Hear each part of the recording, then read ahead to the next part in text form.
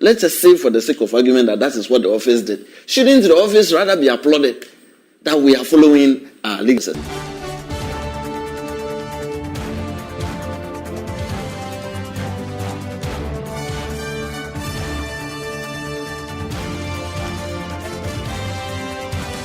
To us, he says he will. Various regulatory or investigative agencies, and I've actually given them statements. So I do not know what the special prosecutor is going to help them in their investigation would be the same at the OSP's office. What do you think may have accounted for this? Because obviously the OSP may not just move out and publish. I was actually not indisposed, and that they should give me a few days, and they said they were not going to Agasha. And then of the country, once I attend their interview, and then I think we'll come to a conclusion that Ghana must move forward. I availed myself to serve the country, and I believe that certain responsibilities come with accountability, and I would avail myself. And I've never, ever run away from the laws of this country. And so I think I just have to correct that erroneous impression that Charles Bissue is a fugitive and all that. No, I am not a fugitive.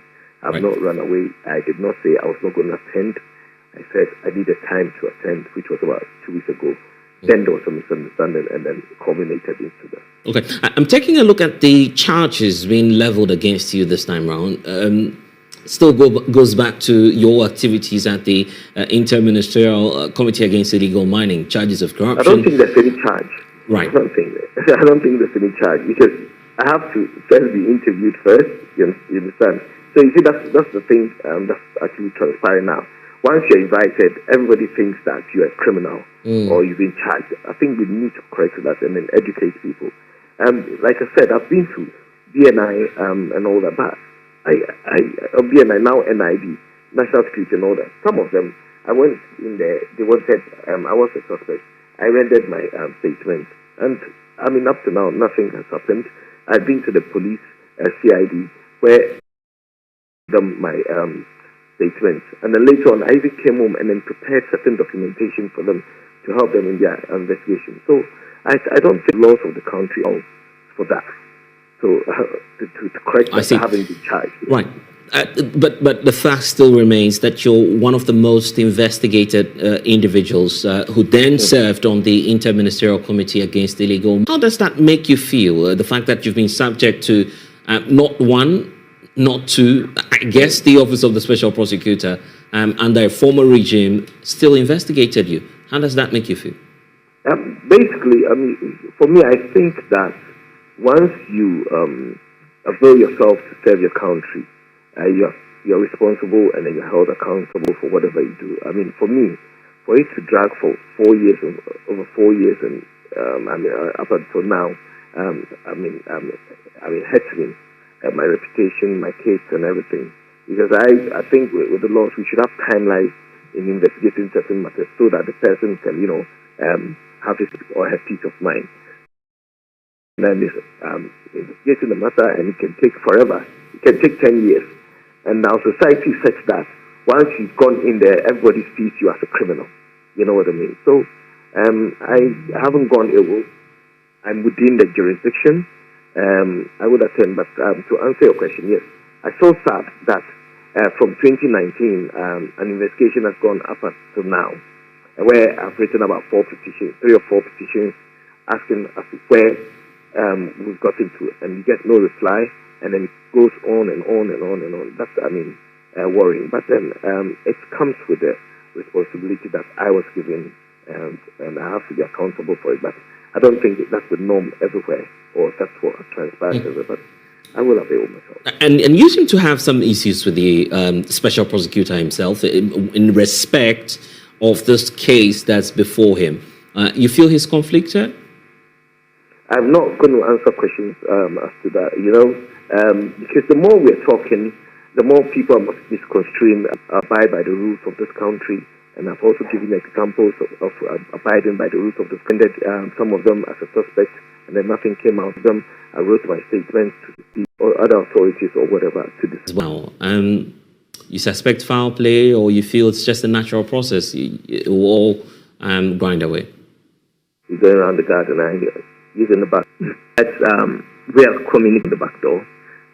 It's not about being. For instance, you in the Western region, obviously, as part of your engagements with the grassroots of your party, are you stopping that dream? No, it would not deter me, because I know within me that I haven't committed any crime. If even with the investigation that started in 2019, which is very unfortunate, even that I went to. I was the regional secretary. I've been the regional secretary in the Western region for 8 years, a presidential staffer. I've been a government communicator. You see, when I go to, for example, go and sit, I've been projecting the government and the MPP government and then defending it as well. If I should go and sit before the television and then start talking, when I knew that I have certain iniquities or things that I've done against the state, I think it wouldn't augur well. It would be like insulting the Ghanaian populace. So within me, I know I am so much innocent. That's if I had that boldness to say on television, sometimes your television set and all that to, project our government. So I am innocent. I know that. And I do not know what the special prosecutor is going to ask. It's an investigation. It doesn't mean that you're charged for something. So I will avail myself. But to conclude, I am within the jurisdiction. I haven't been anywhere. Okay, and I will go to the office. It's great to know that. If there's anything you're leaving the people of Ghana with, particularly those who are watching us now, what would you want them to know? I've said it. I am innocent. I have gone nowhere. I'm within the jurisdiction.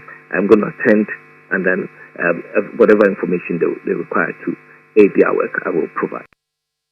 And that is Charles Bissue. He is a former secretary to the Inter-Ministerial Committee Against Illegal Mining.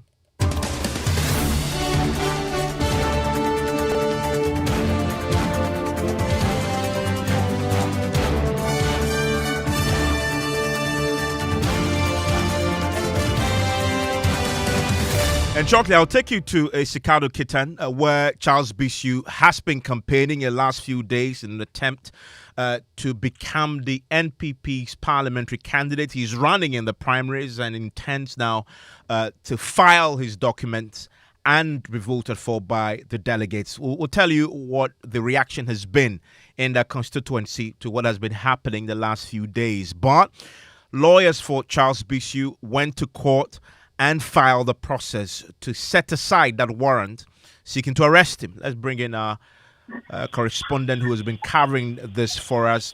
Joseph, do we have an update on that particular process that the lawyers filed? In fact, the processes remain pending at the courts. The two processes that were filed are all due to be heard on the 22nd of June at the High Court, specifically the General Jurisdiction. And these are the processes in which Charles Bissue, through his lawyers, accuses the special prosecutor of procuring the warrant for his arrest in a manner that they consider to be contrary to law. And so they make the point that the order of the Kanifing District Court for his arrest was made in wrongful exercise of the discretion of the court. The applicant caused his lawyers to institute the present suit invoking the supervisory powers of the court, seeking, among others, another sectorial director of the Kanifing District Court, causing the aforesaid order. And so those processes are all supposed to be heard on the 22nd of June, so they've not been determined yet. So this is still pending, and it hasn't been heard yet. So it clears the way, I guess, for the special prosecutor, if he so chooses, to proceed and execute the warrant, pursuant to which they issued this wanted notice.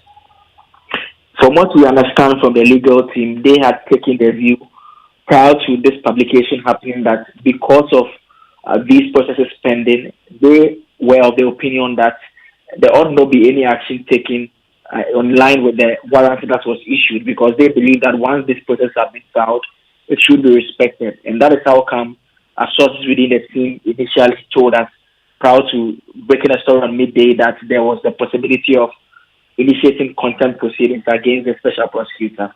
It's not clear whether that strategy has changed at this point in time, because Mr. Bissue, like we had a short while ago, as on his own indicated that he intends to show up at the Office of the Special Prosecutor. And that changes a lot. Thank you very much, Blay.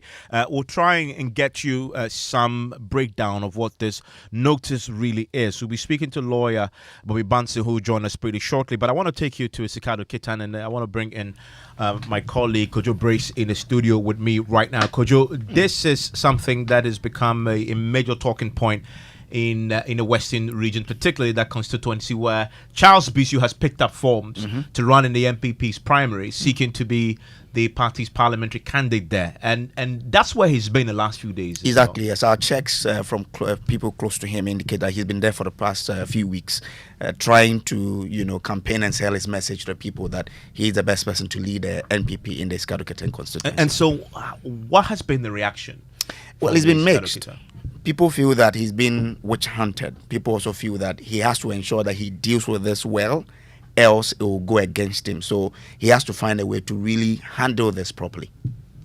The special prosecutor declaring Charles Bissue wanted, I don't see anything relevant in it, because I feel like being controlled by someone to do it. Because why will you have a reason to just get up and charge someone with what evidence?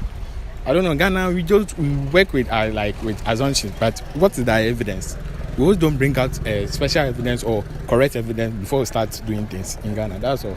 In Ghana, it's like, no, right now, whatever we say, they don't mind us. So. I mean, personally, if this thing is true, it's going to be a big blow for Charles Bissue. Why? Because he's eyeing to contest for a Sikado Kitan. And this wanted, I think it will go big negative to him, contesting that seat, and that seat too is contesting with another current regional treasurer, and it's a big one. So this issue that is popping up, Charles should solve it out, else it's going to be a big blow for him in the politics in a way. In as much as we all believe that the due process should be followed and the law must take its course, this is another show of criticism. You get it? Because this issue has been in court, this issue has been there. What has the special prosecutor done so far? And what has been the issue? On which grounds is he declaring Charles Bissue wanted, if not for public showmanship? You get it? For me, it doesn't make sense. I think as a party, as people, you guys should sit down and know how to resolve this issue. So reaction there from Sikado Kitan, where Charles Bissue has been campaigning actually to become the party's parliamentary candidate. I want to bring in lawyer Bobby Bansing, who joins us right now. Mr. Bansing, thanks for your time here on Top Story. Thanks for having me. So the OSP secured this warrant for Mr. Bissue's arrest last week, and then today he issues this wanted notice on its website. Is that the OSP even decided to go for a warrant because he cannot without a warrant. Just like a police officer can arrest you without a warrant if the police officer has reason to believe that you have committed a crime or you are in the course of committing a crime. And so maybe for extra reasons, the OSP decided to go for the warrant. But if you look at the OSP Act, it has very nuanced powers. Sometimes people treat the OSP office as if it is akin to that of a normal police office with the attendant powers.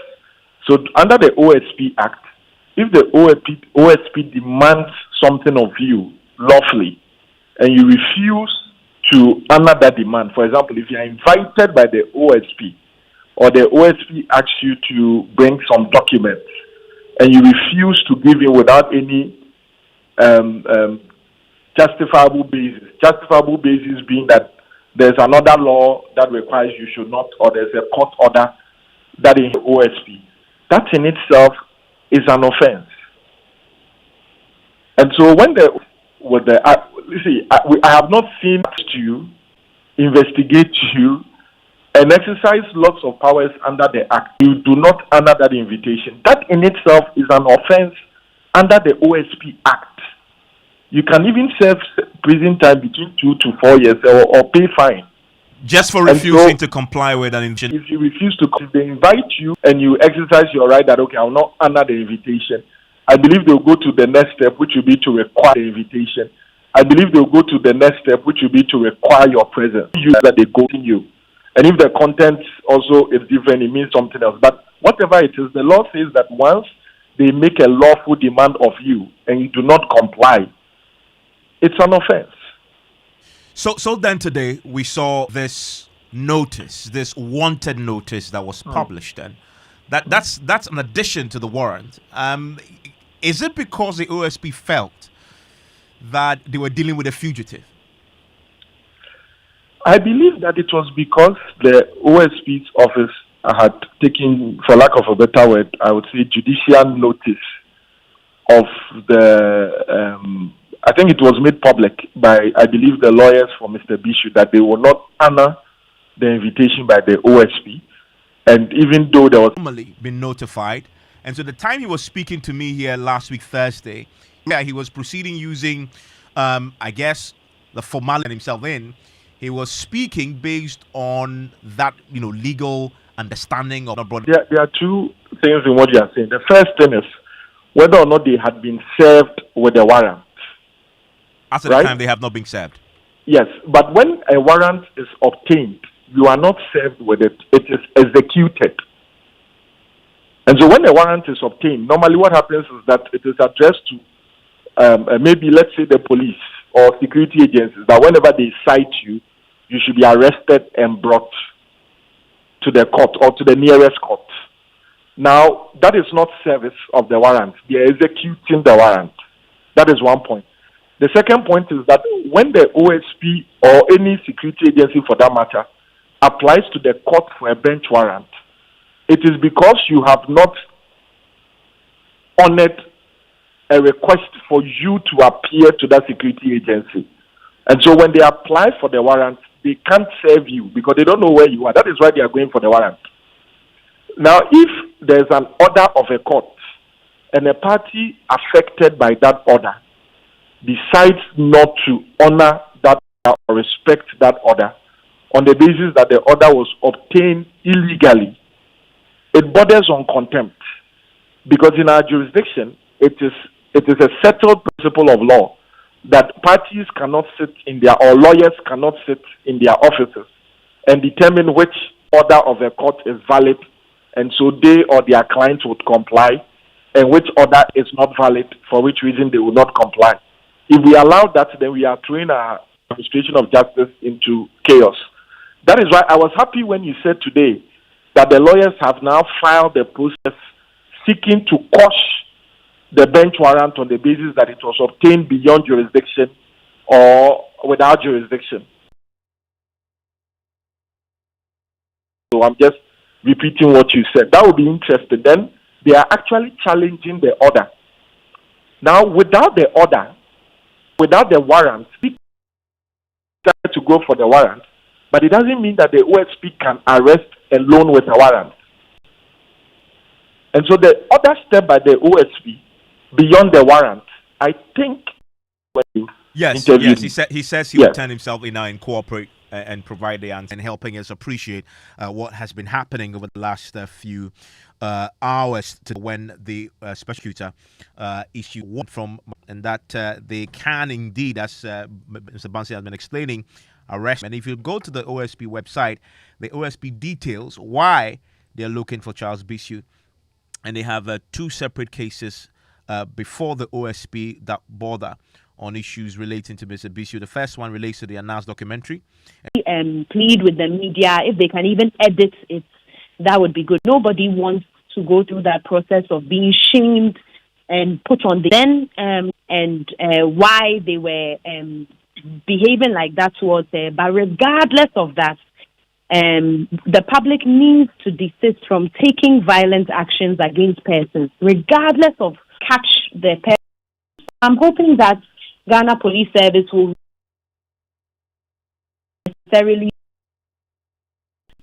committed the crime. And then lastly, we need to talk, the traditional leaders have a role to play. They need to, intervene in these community situations, understand that what they did is wrong. And if anybody else is going to do that, they will be prosecuted. Thank you very much. And that's the country director for Amnesty International there, Genevieve Partington. Well, let's bring in security analyst Adib Sani. He's been following this issue closely as well. Mr. Sani, thank you so much for joining us here on Newsnight. So, amongst others, we've heard stories about the fact that this woman's husband was a rapist, for which reason there was this reprisal. But I'm sure you've been following it. What really would make people do what they did to this woman? Impunity and stereotypes. A lot of that Fulanis are foreigners, but we have second, third, fourth generation Fulanis who are fully Ghanaian. As a matter of fact, the lady in question was born in the area. She speaks fluent Kusau.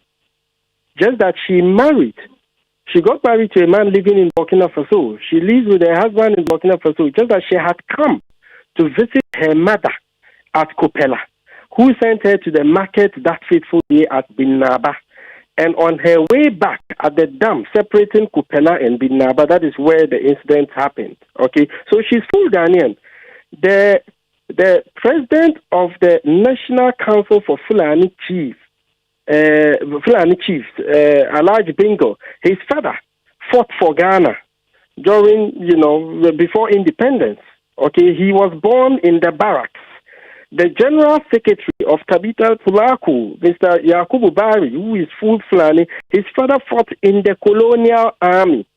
Okay, so these stereotypes must stop. People should stop thinking that it is the Fulanis that are causing all the trouble. Fine, I cannot discount the fact that we have Fulanis who are criminals. If you are the Mensah, we have the Gumba criminals, Ashanti criminals, Ewe criminals, Fulani criminals. But you see, the media hasn't also helped because we are very much accustomed to two Fulani criminals court, two Fulani armed robbers court. So replace the word Fulani with any of the tribes in Ghana and you would see how awkward it sounds. And like I also indicated, law enforcement is also key. And I must say, I must strongly commend the IGP. He has been instrumental in ensuring that these people are caught. But that's not all, because there were more than 4. But I must say, the police has been swift, and I loved the collaboration and coordination amongst the various security agencies, and of course, between the IGP's outfit and his men on the ground. It's been clinical, and I'm hoping that it continues that way, so it serves as a deterrent to others. Institutes and have rejected the claim by the police. We believe strongly that an inquiry by constituency remains